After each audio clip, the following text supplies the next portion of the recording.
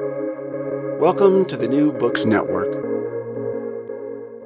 Welcome back to New Books in Political Science, a podcast on the New Books Network. I'm Susan Lee Bell at St. Joseph's University, and today I'm joined by Dr. David M. Driesen to discuss his new book, The Specter of Dictatorship, Judicial Enabling of Presidential Power, published by Stanford University Press in 2021. The book is particularly important as we enter the U.S. presidential election and a new term at the United States Supreme Court. At the end of the Constitutional Convention in Philadelphia, Benjamin Franklin was asked whether we have a republic or a monarchy. He replied, "A republic, if you can keep it." In Specter of Dictatorship, Driesen argues that Donald Trump's presidency challenged Americans to consider whether the Madisonian system of checks and balances could robustly respond to a president claiming extensive executive power and disregarding traditional processes such as the peaceful transition of power. Driesen notes that Benjamin Franklin and many men in the founding generation observed tyrannical government in Europe, and they explicitly included safeguards in the U.S. Constitution to prevent extensive executive power. In this tradition, Driesen analyzes the chief executive's role in the democratic decline of Hungary, Poland, and Turkey. He argues that an insufficiently constrained presidency is one of the most important systemic threats to constitutional democracy. Driesen urges the U.S. to learn from the mistakes of these failing democracies. Specifically, he sees the U.S. Supreme Court as enabling the expansion of executive power. Specter of Dictatorship highlights how the Supreme Court's reliance on and expansion of the legal approach called unitary executive theory threatens the separation of powers in the U.S. Driesen recommends a less deferential approach in which the judiciary checks the executive. As Driesen sees it, the Supreme Court has been acting as if policing presidential power is the threat to democracy. But the real danger for constitutional democracy lies in expansion of executive power. For Driesen, judges and justices should give substantial weight to concerns about democratic erosion. Because autocracy is spreading abroad and presidential power is expanding in the U.S., Benjamin Franklin's concern about maintaining democracy is relevant in 2024. Professor Driesen is the 13th university professor at Syracuse University, where he teaches constitutional and environmental law. He is a graduate of the Yale Law School and has published several books and numerous articles with leading academic publishers and law reviews. I am delighted to welcome him to the New Books Network. Thank you. I'm really pleased to be here. I appreciate it. David, I taught some of your earlier work on the environment, and I was a little surprised to see you writing about executive power and autocracy. Tell me a little bit about how you came to write this particular book. Well, I was quite alarmed when I saw President Trump run for president in 2016 with a chance to lock her up against his political opponent, calling media fake news, and even borrowing the early 20th century's quasi-fascist "Make America Great" Again slogan. And I realized, we're not going to get any progress on climate destruction if we lose the democracy. As long as we have the democracy, I think sooner or later the government has under Biden come around quite a bit on this, and the young people understand this is a serious issue. And the thing about democracy, it doesn't do great, but it usually does something sensible about serious problems. But if there was going to be an autocracy, that would be so I had trouble working on environmental protection in years when I considered the democracy to be under assault. I felt I needed to understand and come to grips with that problem. So you published this book in 2021, which many of the people listening who are writers know means that you really had to hand in this manuscript earlier. Have the events in the last 4 years led you to be more worried about the expansion of executive power, or do you see any evidence of Congress or the courts checking presidential power? I'm thinking in particular about when you write about the erosion regarding whether the Department of Justice could indict or convict a sitting president, even if there was solid evidence. Yeah, I think the dangers are worse. And you're right, I did write in the book about, the doubts that existed at the time about whether the Justice Department could indict a sitting president under the Supreme Court's thinking, although they never ruled on it.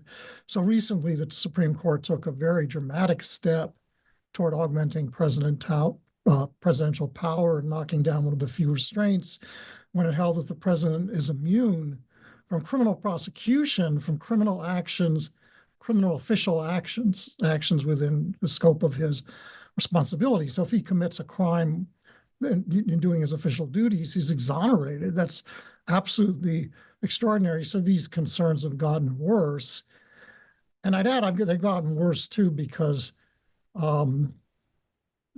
Trump has begun to move toward violence. I mean, this was very evident on January 6th when he sparked. This book, remember, was written before January 6th and the end of the 2020 presidential election. And now we saw the president was actually willing to squarely repudiate election results, lie about it, and spur his followers to invade the Capitol and try to overthrow the government. And since then, he's been countenancing and supporting threats of violence by his supporters against judges, prosecutors, and election workers with very pernicious effects. So I would say, my concerns are greater than they were. And actually, the book doesn't read as if you wrote it earlier. I mean, I think that's kind of one of its most impressive qualities. It reads as if you already know what happened in the last 4 years. The part that I was quoting jumped out as if it was clear that you already were talking about the presidential documents case. But of course, that case didn't exist, and there hadn't been a ruling on presidential immunity. So I think the book remains incredibly important and really, really fresh. And there's just only more evidence for the claims that you're making. You move through an argument about the main risks to democracy coming primarily from the executive and the SCOTUS not seeing that. And you chose these 3 countries to kind of give insight. And you talk about Tocqueville, how Tocqueville gained insight about his home country, France, by coming to America and looking at what democracy looked like there.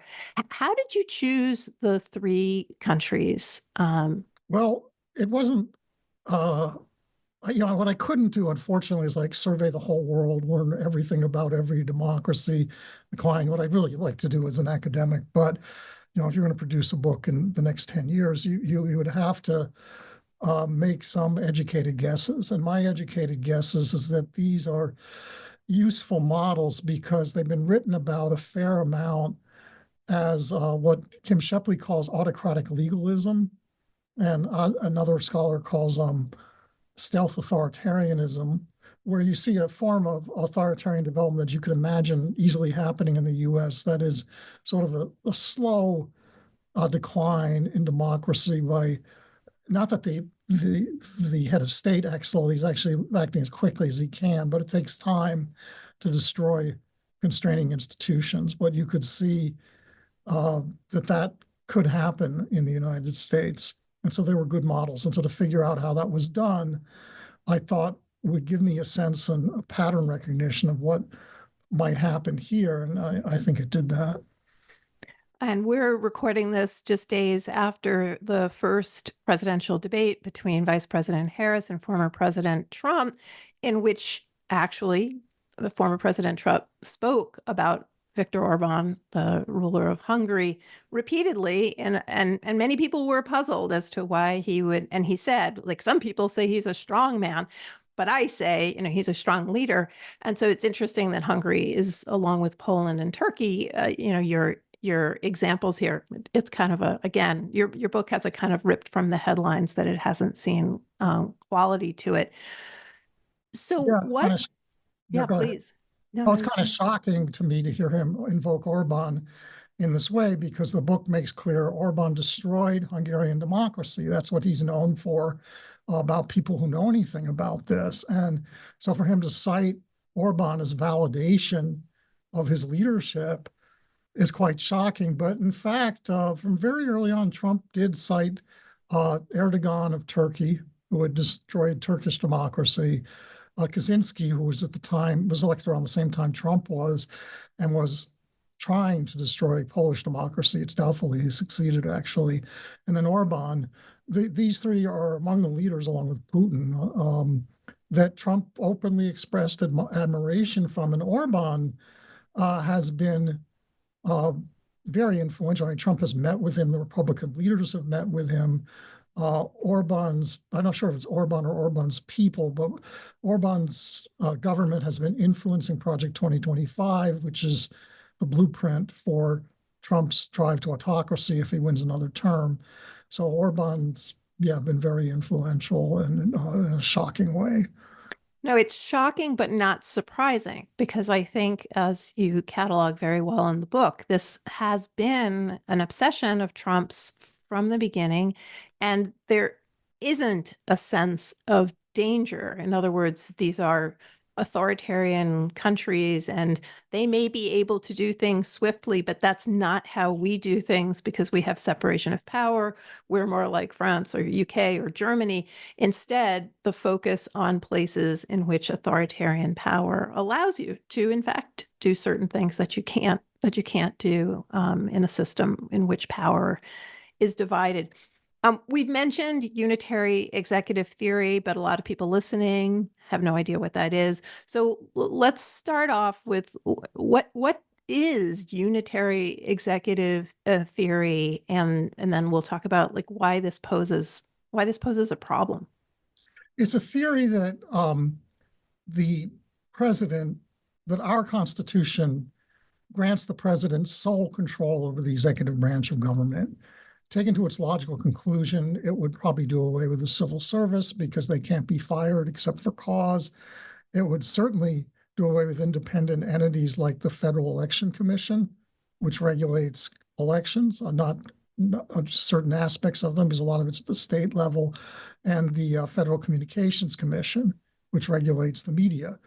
And so that's a pretty frightening thing, that such entities would be under the control of the president. It also would might imply the president, and in the Community case, the Supreme Court embraced this, might imply that the president could decide who to investigate. And we've always had an informal constitutional norm against that. All working democracies have either a express prohibition on that kind of thing or some kind of informal norm. The president does not decide who to investigate. That's done by more neutral officials who have no political interest in it. So that's the doctrine, and the Supreme Court infers from the grant of executive power to the president that nobody else has any power, and they should be completely subordinate to him. And if you look at what goes on in Hungary, Turkey, and Poland, what you say is that is the model they have used for autocracy. They don't call it the same thing, but they centralize executive power in the same way. They get rid of the independence of their electoral commissions, of their prosecution services, of their media authorities, and then they're able to tilt the electoral playing field, prosecute their enemies, protect their friends, and do in opposition media. That's not the only way they do it, but by seizing control of the executive branch, they're able to use these agencies and use the executive power to destroy democracy. So what the Supreme Court has been embracing to some extent, and its case law to a large extent, is a pathway to autocracy. That's what the study of other countries shows you. So my students are always shocked when I talk about something like unitary executive theory, and you just said like case law, like where does the Supreme Court get these ideas from? And they're somewhat surprised to find out that you can kind of make up a theory and then it can get traction. When did unitary executive theory start, and who has given it traction such that it has become something that could be relied upon by a majority of the Supreme Court? Well, it got started when a president of the United States became the Chief Justice of the Supreme Court, Justice Taft.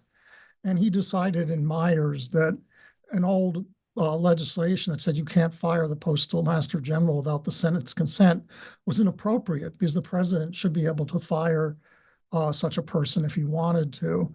And he articulated something like this unitary executive theory in support of it. The court promptly overruled the case practically within a few years in upholding some of the administrative agencies that were created with the New Deal. But it got a rebirth beginning with Justice Scalia in a dissent in the case upholding the Independent Counsel Act. And he articulated this theory very robustly and said, the idea that the president has executive power, it says that must mean that he has the power to fire people for no reason, that he has complete control over the executive branch. That's only his power. Nobody else shares it. And the court recently, in a case called Sila Law, embraced this and in a way that's really contrary to the prior precedent, said, well, the single head of an administrative agency has to be able to be fired by the president.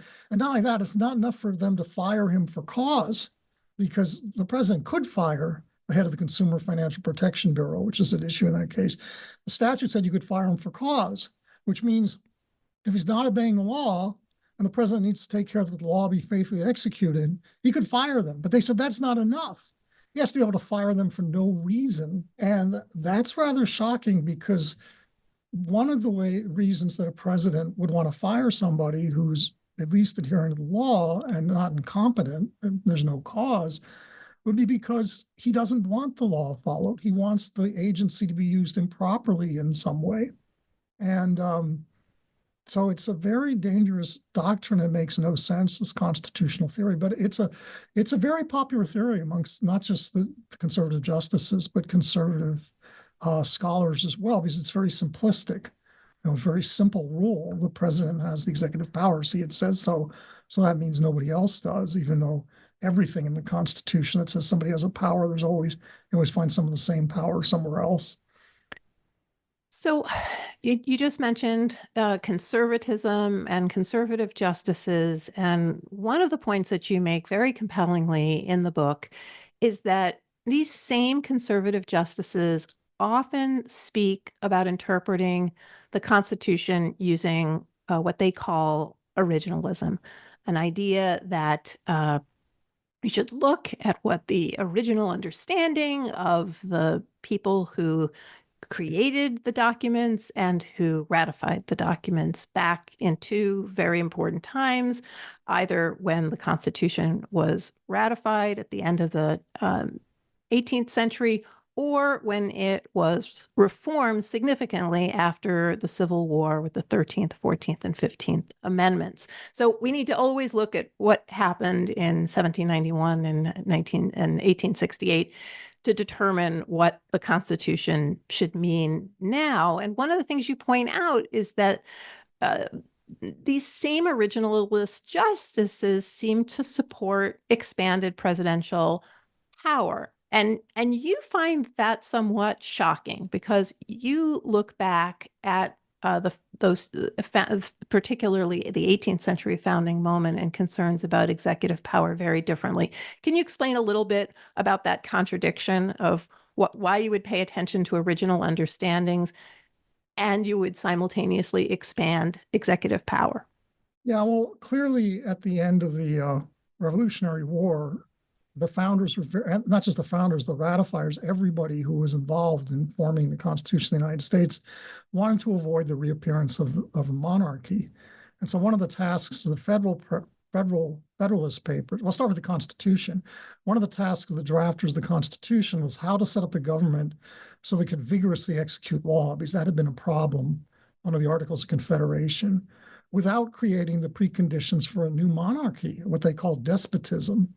And so they wanted both. They wanted vigorous execution of law, but they didn't want to go too far.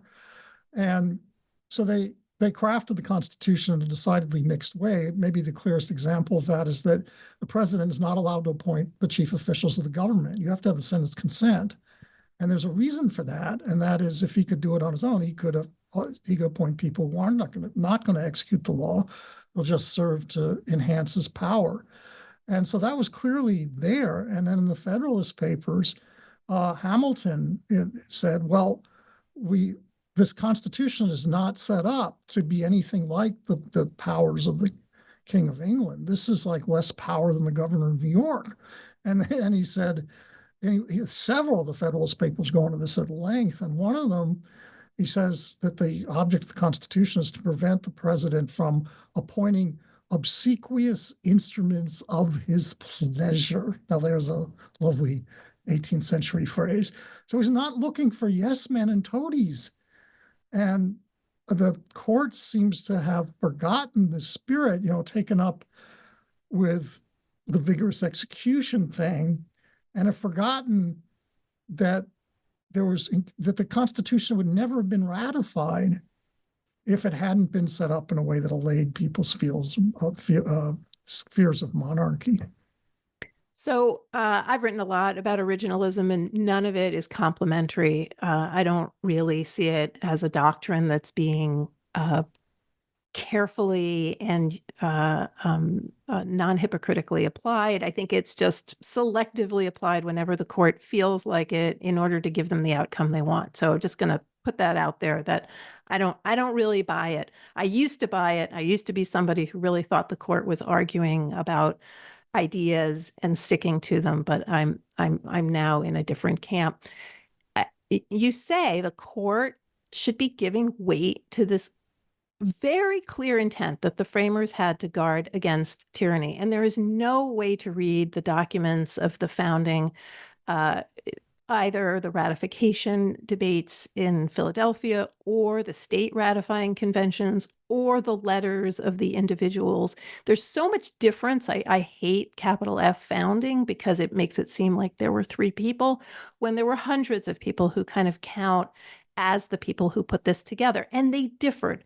Madison and Hamilton differed, and Wilson and Hamilton differed. There's so many differences among them, but they were, in fact, unified, perhaps, on this notion about tyranny. I mean, I think there are people who wanted more vigorous power in the executive, and Hamilton might have been one of them. So in saying all of this about originalism, here's my question as I was reading the book. Are you accepting originalism strategically because, in fact, it is what conservatives say that they want, and therefore you're taking them at their word? In other words, you're kind of pulling a Justice Stevens in Heller, in which he says, fine, you want to talk originalism? Let's talk originalism about the Second Amendment. Or do you actually believe that, considering the understanding of the people who wrote the Constitution and passed most of the amendments, is the best way to interpret the document? I'd like you have gone through an evolution on this, where I used to think this idea made sense, but I was so discouraged by what I saw in its implementation. I'm fine with following the plain meaning of the Constitution where it's clear. The problem, of course, is that, first of all, the court doesn't do that. And the Trump case on insurrection is the clearest example of that, where they just went against the constitutional language. And second, there are very few cases like that. Usually the cases are like this unitary executive theory kind of idea, where, yeah, there are some statements that you can pull out of at least not in the ratification period, but after the ratification period, that appear to support this. But you really have to choose your friends and ignore the rest of it. And it's just rare that there is a unified intent there. I also think there's a problem because original intent is contrary to the original intent. That is, it's pretty clear that the people who created the Constitution did not expect their intentions to guide what happened in the future. Instead, they believed that the meaning of the Constitution would be liquidated by practice. And by practice, they did not mean a bunch of Supreme Court decisions. They meant the political decisions of government. So when you get what you get, starting with the New Deal, where the president's saying, look, I need a lot of authority to deal with all these pressing problems. And Congress says, okay, you have these agencies, they're worried about it. And they say, okay, we'll give you the power, but it's not going to be your power. It's going to be independent agencies. It's going to be structured in a way that guards against kind of tyranny that we're worried about and seeing developing across the pond in Germany. And that's the compromise. And so the court goes in and starts unraveling these things and saying, oh no, the president should have more power. But meanwhile, it doesn't work. So I've become very pessimistic about originalism. I mean, there's something to the idea that, that certainly the words of the Constitution and even what people meant by it should be useful in judicial determination, but it's so rare that it's determinative. And none of them do this when they think the stakes are important enough. And the presidential immunity case, I mean, there's a fairly clear original intent there. They all expected the president to be subject to criminal sanctions just like anybody else. They ignore it. They just make a political judgment, and a crazy one, that if we allowed criminal prosecution of presidents, their fears of this would prevent them from properly executing their duties. That's nuts. That's just idiotic political judgment. And so, maybe that's an argument for original intent, because their political judgment is so bad. But so I think there's a role for original intent. I'm just, like you, pretty skeptical of it dominating everything and succeeding. I'm really glad you brought up FDR. And there's two things. One, I think there's a real difference between the text of the Constitution and looking at the words that are there and looking at the kinds of arguments that people made. I think that you can best understand the 14th Amendment by looking at the fights people were having. I think you get a much more nuanced, not always pretty, version of what the intent was. How do we create a multiracial democracy? But how do we also maybe not include the Chinese? I mean, that those debates will not necessarily yield exactly what you want them to, but you understand what people are arguing for and against, and I think they can be very, very instructive. And then there's cases like Brown versus Board of Education, where, as Chief Justice Warren points out, there wasn't public school. Like very few places had a public school system, so it's very hard to make a judgment about what the founders thought of something that didn't exist, like the EPA or the Federal Reserve, for that matter.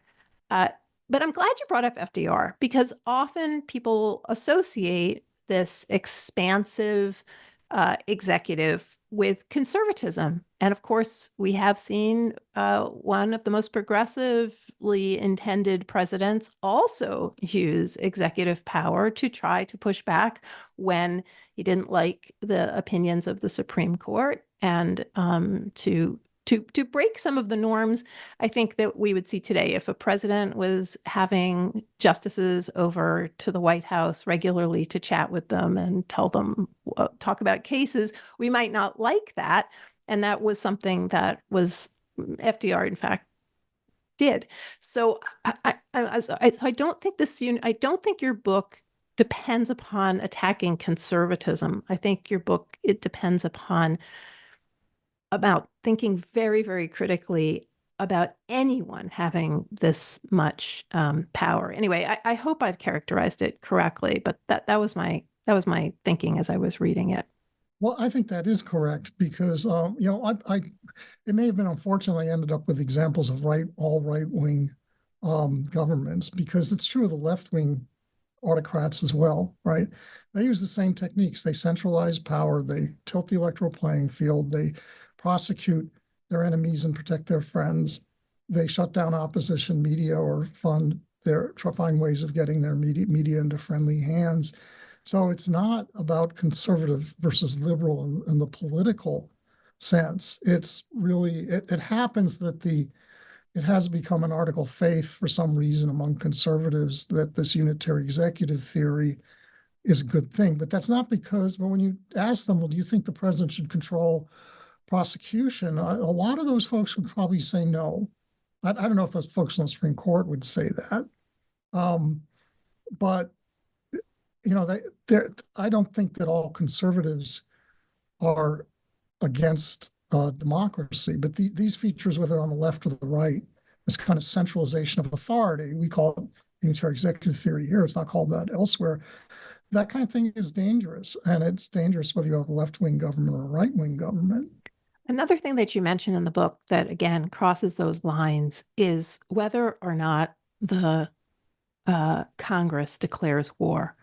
And this was something that was very, very important to the founding generations, this idea that if the people, i.e. the male people between 16 and 42 who are white, are going to give up their lives, then, and that's from the Military Act of, I think, 1792, but I'm not sure that's the right year,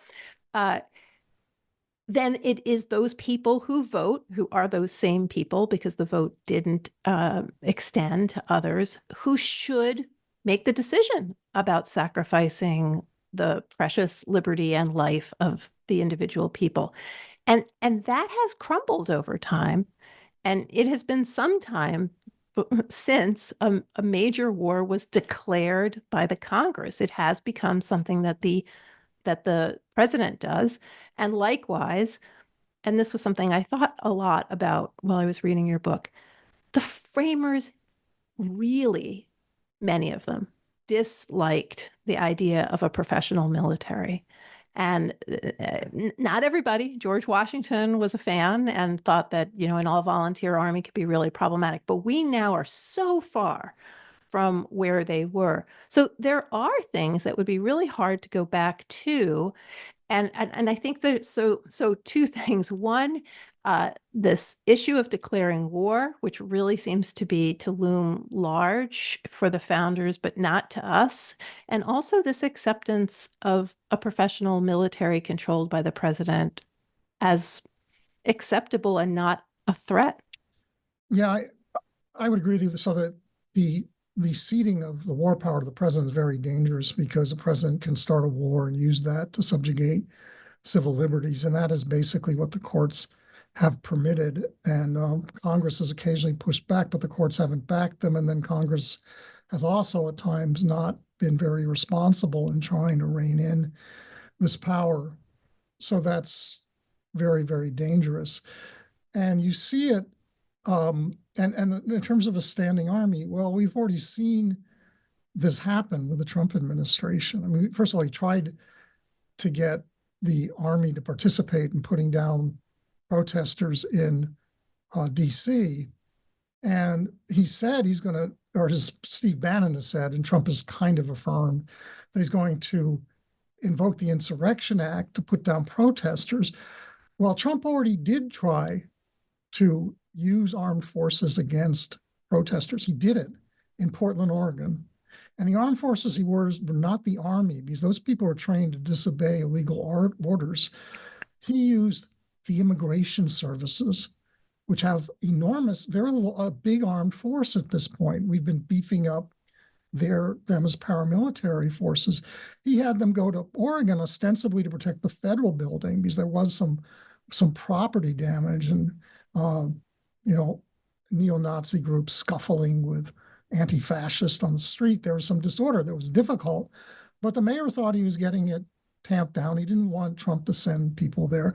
And what they did is they scooped up people in unmarked vans and detained them and terrified them. And they also beat some people.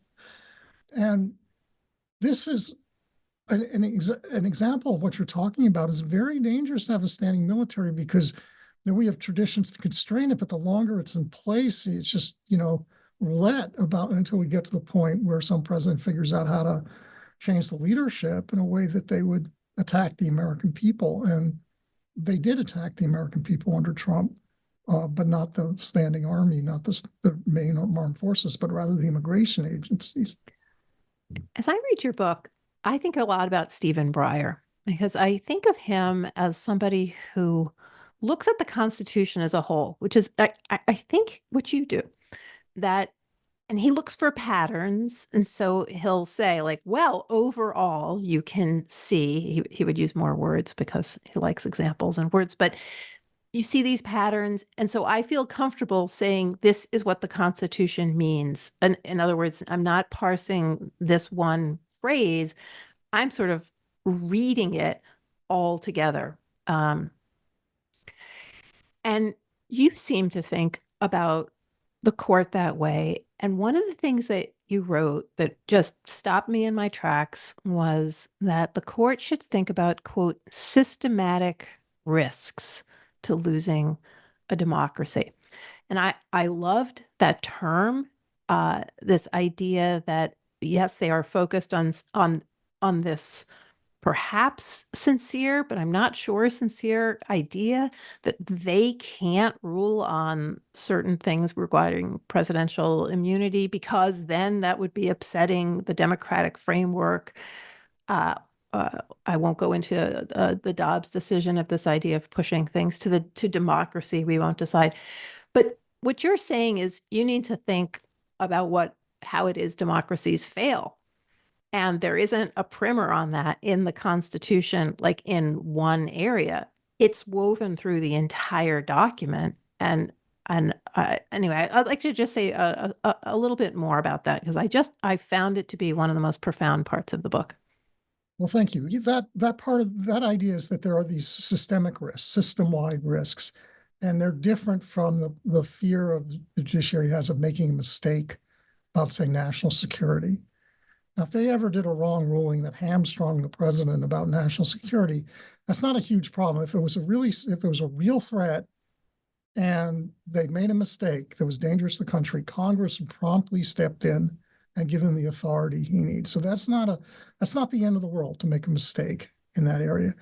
But if you make a mistake, say by immunizing a president from criminal prosecution, and the result of that is that a criminal gets elected to office and starts ordering the assassination of political opponents and finds a way to get that done, the democracy is finished. You can't get it back. The whole system of democracy has been defeated. It's not just an error.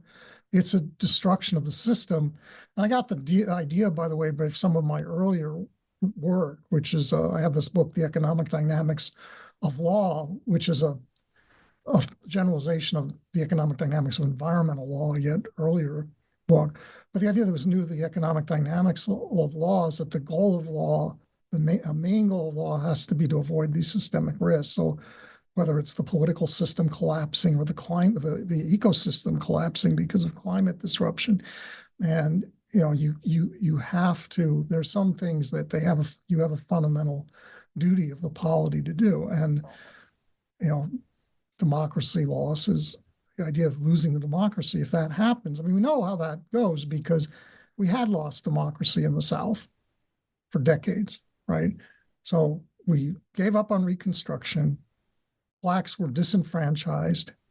It took almost 100 years of bloody struggle before they had the right to vote and get anything like a functioning democracy in the South. And that white people sometimes don't appreciate that because, of course, we could always vote, but half the population, the blacks were half the population in many of the states or more. And those people were disenfranchised, a more thorough disenfranchised than anything we've seen in Hungary, Turkey, or Poland. And it's white men, because for some period of time, white women are disenfranchised almost as extensively as Black Americans are, as male Black Americans are. But that climate argument to me makes a lot of sense. I spent a dissertation writing about how Madison could protect climate change because of political stability. So that was my claim. My claim was, if you say political stability is the most important goal, and that was what they thought, because they actually didn't like this word democracy that we've been tossing around. They hated that word. That was the kind of the enemy word. They thought democracy led to instability and they wanted something different. They didn't call it liberal democracy or constitutional democracy. They called it a million different things. But what they meant was a mashup of majoritarianism plus rights plus rule of law that would lead to this kind of limited government that would create the stability. And if something like climate change will take apart that stability, well, you have to be careful of that. But it's not in the Constitution, and it's a hard argument to make, and few Supreme Court justices have tried, although Douglas made some effort at it. I want to, before we talk about some of the things that you're recommending, I just want to mention, and this doesn't happen very often on this show because I don't arrange how the books are ordered.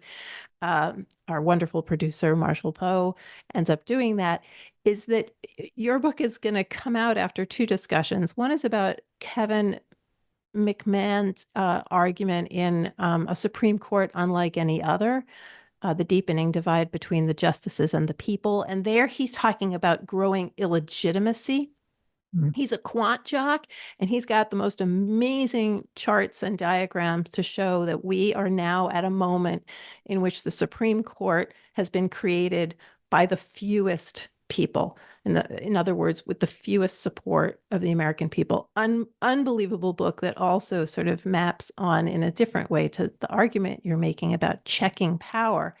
But also, Anthony Michael Kreis's Rotten Revival, The History of Constitutional Law in American Political Development. And there he's, okay, so you're saying that there are these doctrinal innovations like unitary executive theory that are weakening constraints on presidential power. And Kreis is saying, actually, the members of the court, they're part of a long game, a very political long game, not a philosophical one. So in other words, there's a tension between your books as to whether the court is the cause or the effect. These presidents put people on the court hoping that they'll be there for decades and that they will change the way law is done. That was part of how Ronald Reagan is now affecting the Supreme Court of the United States, even if his justices aren't all still there. So I guess my question is, if SCOTUS depends on the president to appoint, can you get the kind of judicial independence that your book is desperate to create in order to preserve democracy? Well, that's a great question. And of course, the polarization that we see on the court reflects the polarization of society, and all the rulings protecting Trump reflect the fact that he's appointed many of the justices, and others are, tend to be more sympathetic to him because they are Republicans and they tend to see things in those terms. Which I'm sorry, push in. I'm sorry, because I'm just writing about this morning, but which wasn't always the case. I mean, I'm writing this morning about Roe v. Wade, and you look at Roe v. Wade, and of those 7 justices who voted in favor of making abortion a personal privacy right, they're a mix. They're a mix of Republicans and Democrats, and the 2 people who oppose, one is appointed by Kennedy, and I think the other is appointed by Eisenhower and Nixon, but I can't remember right now. I'm bad at that. So this is new, that polarization is so extreme as to who appoints is very predictive of how they will vote. I think, and I don't have a chart like Kevin, but I think that's right. Okay, again, I'm making your point just more harshly than you're making your point. It's very polarized, and we see a different kind of polarization on the court. Yeah, so the book is, maybe a little Pollyannish, right? Because my problem is it's hard to persuade the polity in general about, things like Trump is an autocrat, he needs to be stopped. Obviously now there's a lot of people doing that. As a legal scholar, I have no special. I am trying to contribute to that in this election cycle. That's one of the reasons I'm trying to talk to the media a lot, is to use the findings in the book to help people see this. But it's hard. And a natural audience for this is the legal scholars, the court. And every now and then the court surprises you. I mean, for example, the Trump court, before it was completely Trumpian, did turn back the effort to rig the census under the Trump administration. And so it's not, most of the time they actually kept the lower court judges of various stripes pushed back on him rather strongly, but the Supreme Court usually stymied that and protected Trump. So there's always hope that the court might do the right thing and get some wisdom, because they do have lifetime appointments. They don't face any current political pressures. But yeah, the court always, to some degree, is influenced by their experience and who appoints them and things like that. And I agree with you. The polarization has gotten worse. And so the tendency of this has become really pretty crazy, so you're getting very extreme rulings. And what's galling about it is, as you said, these folks purport to be have allegiance to original intent, but they go against it in so many significant ways. They just breeze past it when it gets in their way, or find very elaborate ways of trying to make it appear to be congruent with original intent where it's not. So it's very disturbing. I think this court is it's obviously it's lost a lot of public regard, and I think it's earned the disdain it's beginning to get. Well, what the public seems to see is that these are just political decisions. And political decisions are great. I shouldn't say just, because part of what the US Constitution is about is electing people and sending them to Congress and having them make up laws. Some will be good and some will be bad. The really bad ones may get reviewed by the courts or vetoed by the president or ignored by the president and not faithfully executed. But you mentioned the word Pollyanna, and I guess I want to say I don't think this is a Pollyanna book, and I don't think it's naive. What I do think it is it's optimistic and hopeful. It has a kind of more perfect union kind of flavor to it. How do we make this a more perfect union? It's not perfect, but how can we get there? And you close, and I'd like to close today with recommendations. I mean, this is not a hand-wringing book. Oh, what should we do? This is let me tell you some things that we could do. So tell us some of the things that you're thinking could improve the situation that we find ourselves in. Well, I think the court needs to either repudiate the unitary executive theory or at least rein it in a bit and not continue to do things like undermine the Federal Reserve and the FEC and the FCC, which would be the logical outcome of the unitary executive theory, or for that matter, cooperate in a Trump effort to destroy the civil service, which Myers, the Justice Taft's decision, he protected the civil service even though it seemed in tension with his theory. Maybe the court should do that. So that's one thing, is they need to stop offering a pathway to autocracy by insisting the Constitution means the president must control the executive branch unilaterally. It's contrary to the Oath Clause and much else in the Constitution. And David, which of the justices do you think? I mean, I think that we know that Alito and Thomas will not do this. Like that's just they've decided. Are there justices who you could see looking at what has happened while they're on the court and saying to themselves, a version of your book, actually, from the time I went to law school to now, something is happening in the United States and there is a systemic threat, and I really need to perhaps rethink? Like, who would that, do you have a sense of who that would be? I think it's most likely to occur when there are changes in the court's membership, and some of them should be under impeachment investigation for corruption at this point. But Justice Barrett is a little bit uncomfortable with some of the bad things the court has done. She's dissented in some of these. The other thing that's going on with this court is there's these procedural irregularities where it's intervening in district court cases before there's even a final judgment.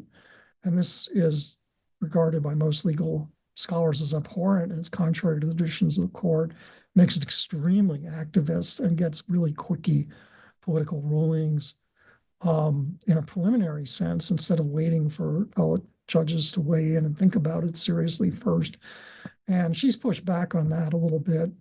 She's expressed a little bit of discomfort with something called the major questions doctrine, which actually I just published an article about that yesterday, which is this idea that if a government agency does something major and novel to address a significant problem, the court ought to disallow it if it's done pursuant to general statutory policies. And she hasn't said no to that, but she's concurred separately to, say this can't be totally contrary to plain language. So I think she's kidding herself, but she's obviously wrestling with some of the issues so she's maybe the most hopeful one, but I really think it's going to require a change in membership. Maybe I'm wrong, but they're pretty committed to this. I also think, by the way, that the Justice Department and other opponents of this have got to be making the kind of arguments I make in the book. I mean, when the cases come up, they're really arguing in terms of precedent. And this court has no regard for precedent. Dobbs is proof of that, but they're they just shuck it all over the place when it gets in the way. I think they really need to make these policy arguments. And they don't even say what I just said about firing people, that you don't need to fire. For cause removal is sufficient if you're trying to just faithfully execute the law. There are two purposes for firing people without cause. One is to disobey the law. The president wants to do it in.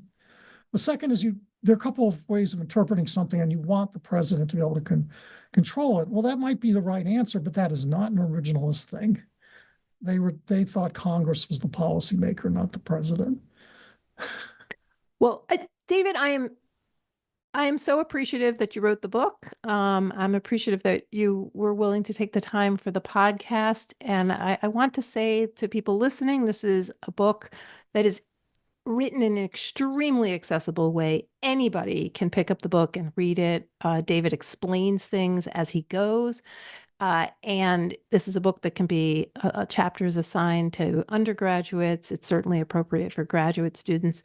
And it's important for people who are doing research on the Supreme Court and in political science and history and law. So thank you so much for the work that you put in and for taking the time to talk about it and doing the work that you're doing in the media. Well, thanks very much, and I really appreciate it. There are some recommendations in there about emergency powers, too, that we can't be quite so deferential to the president on matters of national security, emergency powers. We have to check fake emergencies and insist on some relationship between measures and real emergencies. But anyway, I appreciate you taking the time and talking with me about this, and it's really helpful. No, absolutely. Thank you so much. Yeah, thank you.